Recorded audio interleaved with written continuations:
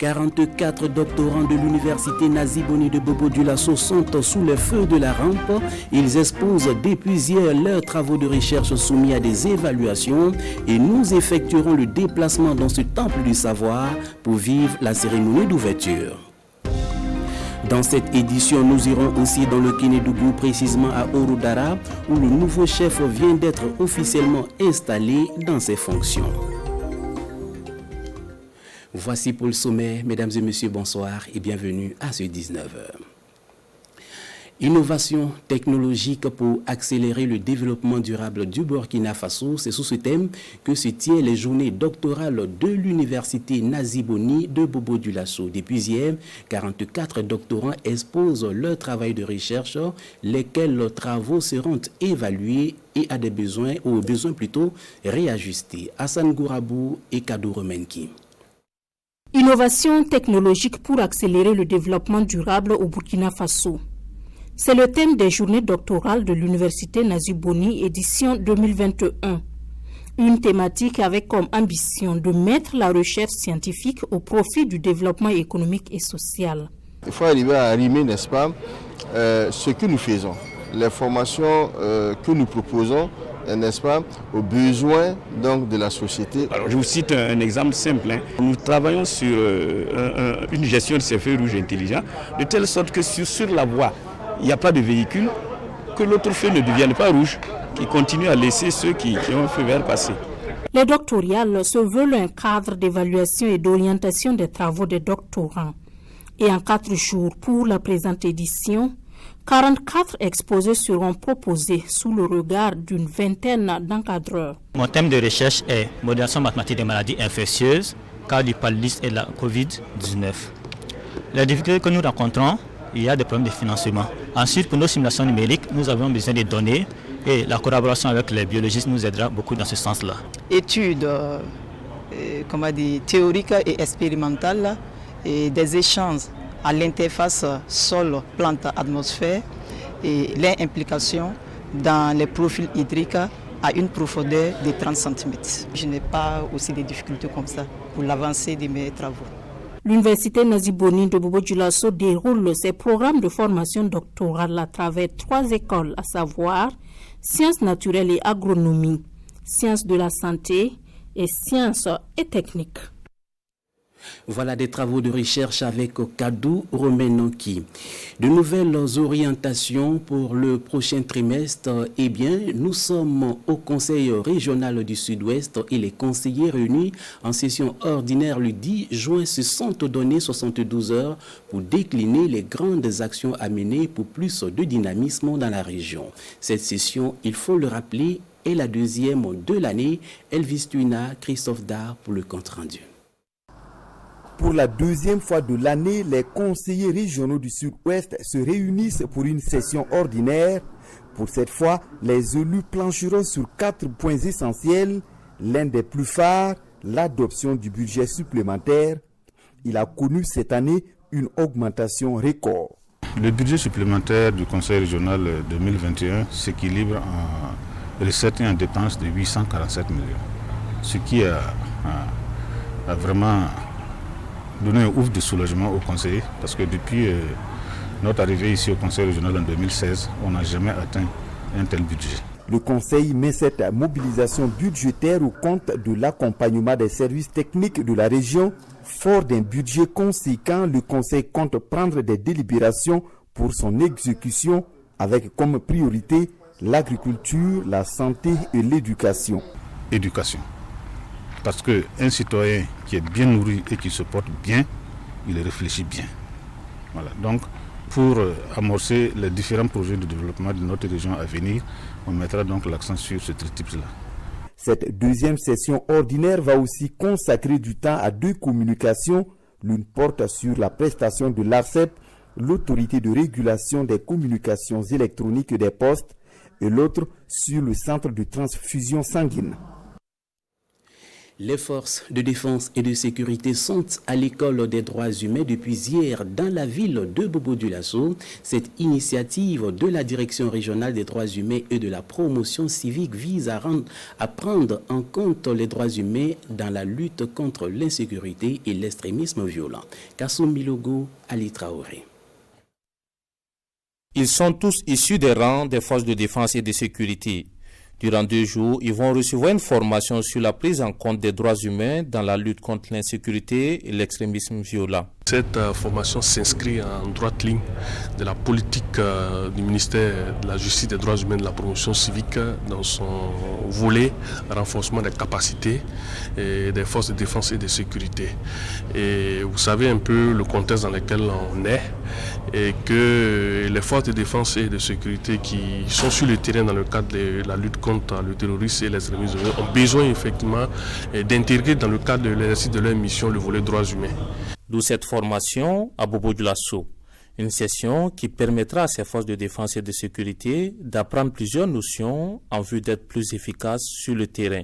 Il y aura d'abord un module pour camper le décor sur l'introduction au droit international des droits de l'homme, pour statuer sur les généralités. Ensuite, nous allons voir un autre module qui va porter donc sur les règles du droit international humanitaire applicables donc dans les situations de troubles internes et dans le cadre de la lutte contre l'extrémisme violent et dans les cas de conflits armés internationaux et non internationaux, qui va donc aborder un peu le droit de Genève et le droit de l'Haye. Ensuite, nous allons voir un troisième module sur le cadre juridique de protection donc, dans le cadre de la lutte contre l'extrémisme violent et le terrorisme. Au total, 5 modules seront enseignés pendant cette formation. Une formation rendue possible grâce à la Direction régionale des droits humains des Hauts-Bassins et l'Institut danois des droits de l'homme. Les lois de la vie, un titre évocateur, mais rassurez-vous, il s'agit du titre du nouvel ouvrage de Nabonswende François Savadogo. L'auteur, à travers cet ouvrage, traite des 5 lois fondamentales dans l'existence humaine. La cérémonie de dédicace a eu lieu le 4 juin dernier à Ouagadougou en présence de Amadou Ilboudo et Issa Kanana. Par la loi de l'alimentation, l'homme réduit la durée de sa vie ou la prolonge, de même qu'il accroît sa santé ou la diminue. Voilà ainsi résumé le livre « Les lois de la vie » de Nabonswende François Savadogo, un livre qui fait suite à un précédent du même titre. Le monde est malade parce que les gens mangent ce qui n'est pas bien. Le monde est là où il est aujourd'hui parce qu'on ne savait pas que la nourriture c'est une loi. Donc c'est pour cela que j'ai écrit pour libérer le monde qui est malade aujourd'hui avec les guerres et consorts. Ça veut dire que les gens mangent ce qui n'est pas bien. Subdivisé en 5 chapitres, Les lois de la vie est un livre de 46 pages. Ce deuxième tome intervient en approfondissement de la deuxième loi qu'est l'alimentation. À travers ses écrits, l'auteur fait intervenir les 12 codes du cerveau qui caractérisent l'homme dans son ensemble. Les 12 codes, c'est 12 paroles qui sont là, dans le livre. C'est ces 12 paroles-là que tu dois parler avec ta tête pour que ça puisse décoller. Si on connaît les lois, on ne va même pas tomber malade. Si on connaît les lois, on va vivre longtemps. Les lois de la vie est vendu sur Amazon et à Habitat Voirie Afrique au prix de 5 000 francs CFA. À présent, destination Orodara dans le Kénédougou où le 11e chef est désormais connu. Le nouveau dépositaire des savoirs ancestraux s'appelle Massa Traoré. Sa cérémonie d'intronisation a eu lieu le week-end dernier à Orodara. Suivant le film de son installation avec Manika Yen, Sriki Milogo et Ismaël Saturnin Paris.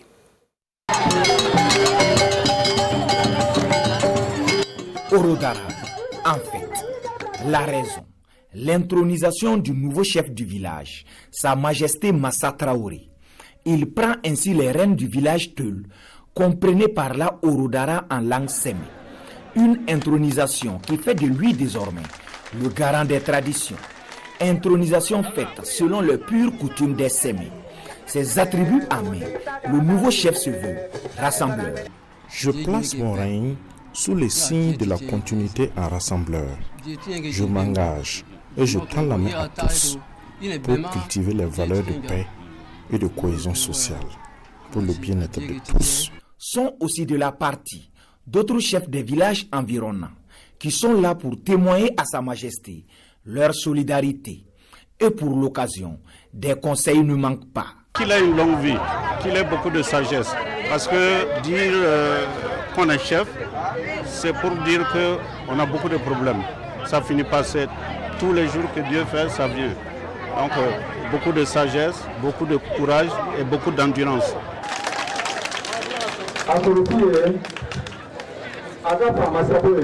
C'est nous qui les administrons, c'est nous qui les rendons garçons. C'est pourquoi vous avez constaté que le premier cadeau qu'on leur a fait, c'était l'arc. Après l'arc, c'était les flèches et le couteau. Le 11e chef de Orodara est né le 25 février 1956. Il est marié et père de 6 enfants et 5 petits-fils. Sa Majesté Massa Traoré compte sur le soutien de tous pour réussir sa mission.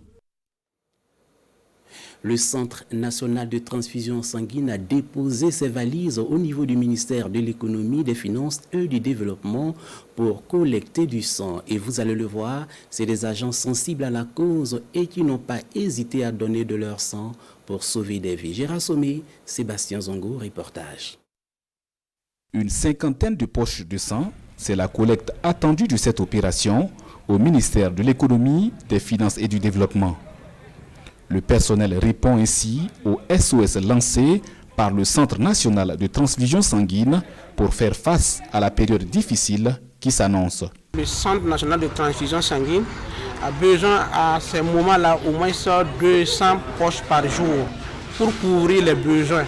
Et pourtant, ceux qui viennent donner bénévolement leur sang ne dépassent pas 30 à 40 personnes.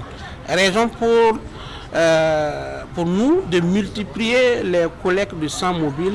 Cadres et agents du ministère sont mobilisés pour l'atteinte de l'objectif fixé en vue de contribuer à sauver des vies.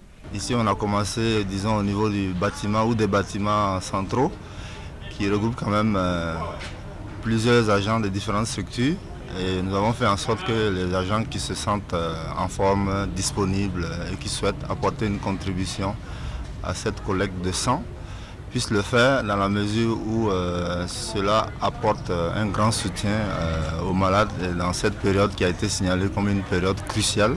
Très sincèrement, c'est la première fois que je le fais. Ça fait pas mal, c'est comme les examens ordinaires que l'on fait lorsqu'on va au labo. Le Centre national de transfusion sanguine entend poursuivre ce type d'opération dans d'autres administrations sur l'ensemble du territoire. Il appelle toute personne apte à donner de son sang à le faire dans les structures habilitées. Voilà, on s'arrête ici pour les actualités de ces 19h. Bien merci à vous d'être restés avec nous. Rendez-vous demain, même heure. Bonsoir.